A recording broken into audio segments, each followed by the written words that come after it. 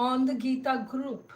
So those who are in the WhatsApp group, Gita WhatsApp group, you guys can download the original presentation with the video, which is not cropped, because when those presentation got converted into an MP3 format, the video got cropped. So the entire session was not visible. Sorry about that. But if you're on the WhatsApp group, Gita Gyan WhatsApp group, please click on the link which I've just shared on the WhatsApp group and download the video or the presentation with the video. Um, Especially, I'm sorry that the 2.47, which was the highlight of that session, got cropped. So 2.47 was the most famous verse, Karmanya eva adhikaraste. That video got trunched.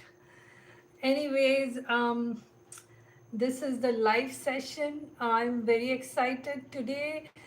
The video quality seems to be better, and audio, I hope you can hear me. If you cannot hear me, I would have to check on the comments section to know what's happening.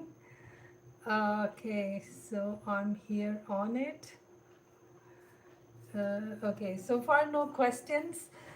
Um, so I'll just be speaking about Bhagavad Gita. Okay, so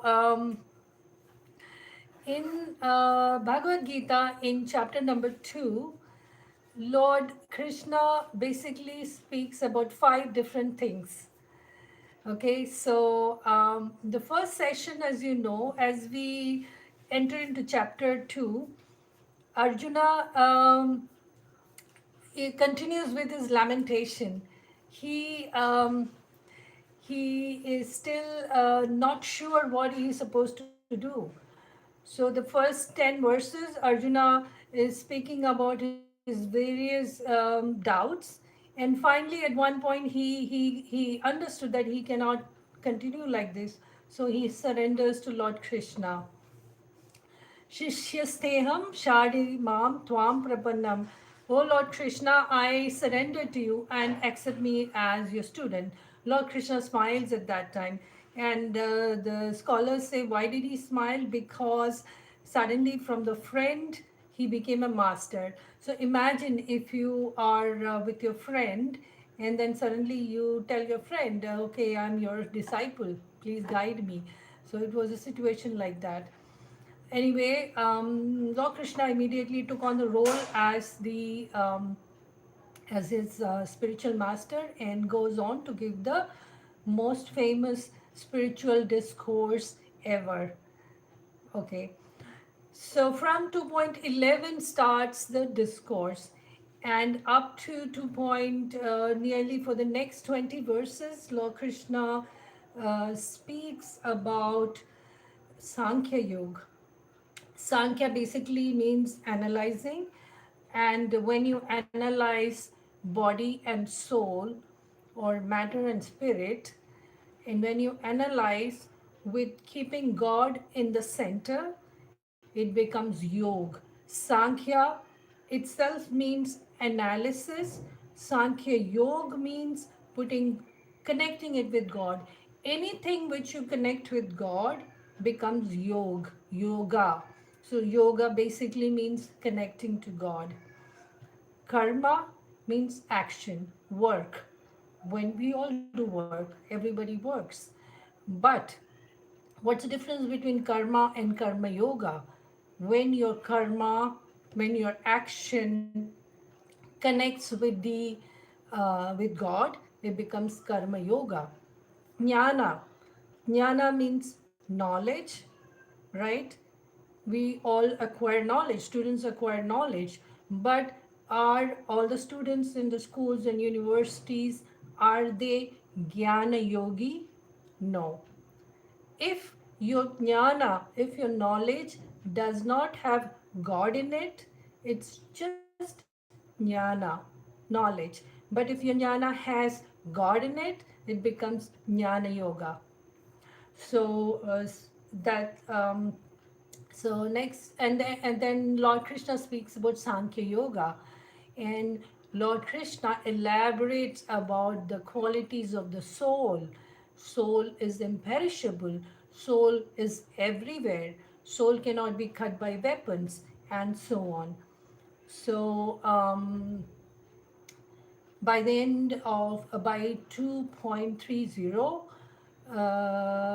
Lord Krishna changes the topic, and then he goes on to speak about sakaam karma. Okay, so it's not Sakam Karma Yoga, it's Sakam Karma, because Sakam Karma is what everybody basically does. Everybody, people work for a reason. They work in factories, they work in offices, and they work for getting something. The workers work for salary, the students study to get good grades. There's always an end result which they want to achieve through their work. So it is sakam karma. Karma plus sakam. Sakam means desire. A karma which is done with a desire for a benefit at the end of it is sakam karma. I hope I'm being clear. Okay, any action which you do where you desire a result is sakam karma. Opposite of that is Nishkaam Karma Yoga. Yoga, because when you do Nishkaam Karma without any desire for the fruit of your action, it's Nishkaam Karma. Or when you do an action where the end result is just pleasing Lord Krishna, then it is Nishkam Karma Yoga. As I said, when you put God into the picture, it becomes yoga. So Nishkam Karma is when you do an action without expectation of a result, it's Nishkam. It becomes Nishkam Karma Yoga when you do an action, you don't expect a result, but whatever result it is, it's only to please the Lord, only to serve the Lord. So that becomes Nishkam Karma Yoga. Okay. Lord Krishna says in Bhagavad Gita chapter number 2, Nishkam Karma Yoga is Buddhi Yoga. Okay, so Buddhi Yoga, that term is not normally used. As I said, mainly people are familiar with Karma Yoga, with Jnana Yoga, with Ashtanga Yoga, and Bhakti Yoga. These are the four main categories of yoga. Buddhi Yoga is not generally used. But Lord Krishna uses the word Buddhi Yoga, especially in chapter number 2, verse number 38. Lord Krishna uses the word yoga for the very first time. And then from then onwards, that word yoga comes a lot of times in Gita. It's either yoga or yogi or yukta, different versions of yoga. The word yoga comes in Bhagavad Gita several times, but it starts in chapter number 2, verse number 38. Um, yeah, so Nishkam Karma Yoga. Um, I watch the lecture series of His Grace Gaurang Darshan Prabhu of Wada University. In that, Prabhuji gives a good example. He says, when you do something for a friend, for example, when suppose you make halwa and you give it to your friend, okay, that's nishkam. That's a very selfless act. You're making halwa and you're giving it to a friend. Well, why you made halwa? Because it's your favorite sweet. So you made halwa and you gave it to your friend. That's very good. That's a selfless act. However, higher than that, one level higher than that is Your friend loves gulab jamun. You don't like gulab jamun, you like halwa, but your friend likes gulab jamun. Therefore, you make gulab jamun and you offer it to your friend. That's a higher level. That is Nishkaam Karma Yoga. So that's the highest level. Therefore, when you are in bhakti, when you are in devotional service, you do work, even the work which you don't normally do, the work which you don't normally like, still you do that work and you offer it to Krishna. So there is no personal sense gratification involved. For example, in the temple there are different sevas. um, a person may not like cooking. Okay, a person may not like cooking, but in the temple they need someone to cook for the Lord. So this person is doing an activity which he doesn't like, which he doesn't normally do. So he is doing that activity. Why? Only to serve Lord Krishna. That is Nishkam Karma Yoga. That's the highest level. So try to understand the difference. Many times, as devotees, we kind of we don't understand this. When there is a need for seva in the temple, people say, "Oh, I like singing. I will join the kirtan group because I like singing, and I'm singing for the Lord." So, what's wrong in that? That's perfect. So, I'm doing an activity which I like, and I'm offering it to God. Perfect, no problem in that. But higher than that is when you like singing, but there are already 50 singers there, and there's nobody to work in the kitchen. Okay, so you don't like cooking, so you sacrifice your love for singing, because already there are people doing that seva. You go to the kitchen and you cook because there is a need for seva in the kitchen. So you're doing an activity which you don't like, but you're doing it because of your love for Krishna. So that is the highest uh, platform of Nishkam Karma Yoga, when you're doing an activity which you normally don't do. Okay. So anyway, verse number um, 2.38 to 2.53 is all about Buddhi Yoga or Nishkam Karma Yoga. When I was doing this section, I had questions. Obviously, I'm also a student, a learner like you. So I had these questions. So I asked a senior person about it, and that person in turn asked the famous His Grace Amog Leela Prabhu. So I got the voice message from Amog Leela Prabhu answering my question. So my question, I'll share with you my question. My question was, in chapter number 2, Lord Krishna calls Nishkam Karma Yoga as Buddhi Yoga. In the beginning, Nishkam Karma Yoga, a Nishkam Karma Yogi may not have 100% detachment and 100% knowledge. I repeat, a Nishkam Karma Yogi in the beginning stages will have little knowledge and little detachment. But as he matures, that same Nishkam Karma Yogi will have 100% knowledge and 100% detachment. At that mature stage of Nishkam Karma Yoga, that person is as good as a Bhakti Yogi. Bhakti Yoga is the highest platform of yoga. Beyond that, there is nothing. Bhakti Yoga is the highest.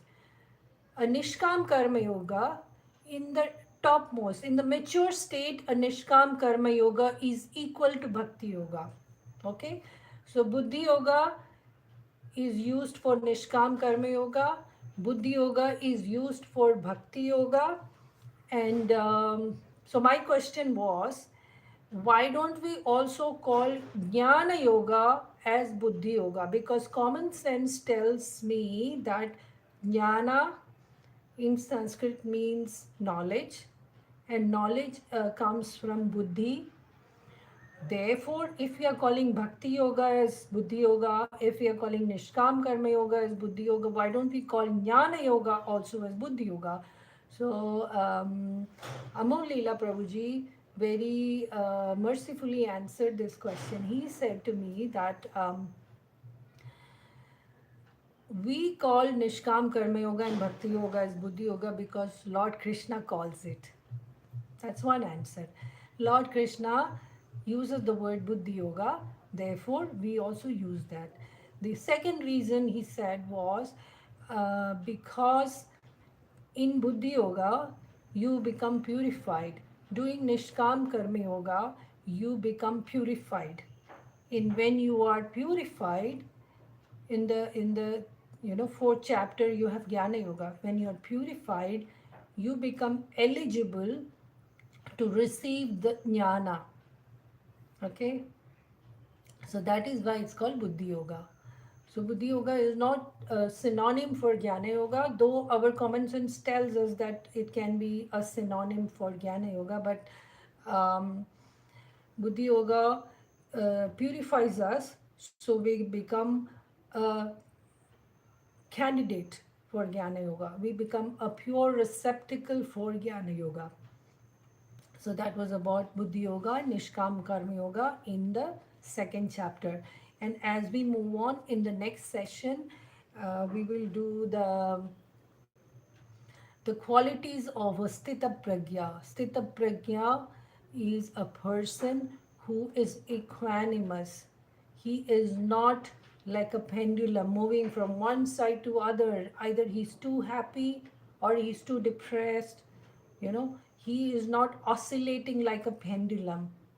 Normally that's what we see. If you look around people, your friends, sometimes they're very happy, something good happens, they are very exuberant, something bad happens, they are too depressed.